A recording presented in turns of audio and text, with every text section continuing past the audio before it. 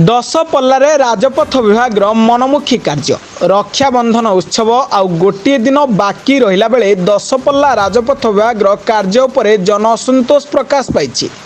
तेबे 19 तारिख में गम्हा पूर्णिमा बा रक्षाबंधन उत्सव पालन होबाकु थिबारु दशपल्ला दुर्गा बजार टी जनगहली रहिबा निश्चित कथा। तेबे दशपल्ला राजपथ विभाग को कौन ए कथा अछपा अछि ना मनमुखी कार्यकलाप करने को विभाग को भल लगुच। एठी प्रश्न उठुची जे खोर्धा बलांगीर 57 नंबर राजपथर दुर्गा बजार स्थित कुआरिया सेतुर रास्ता बहुत दिन है खराब थिला। समस्त गणमाध्यम रे खबर प्रकाशित होगा परे शनिवार दिन जनगहली समय रास्ता मरामती कार्य केते दूर शोभनीय ता स्वयं देखिले जानीपारे। यह ट्रैफिक समस्या को दूर करने दशपल्ला पुलिस तरफ तुरंत पदक्षेप नेबा परे समाधान होइतिला।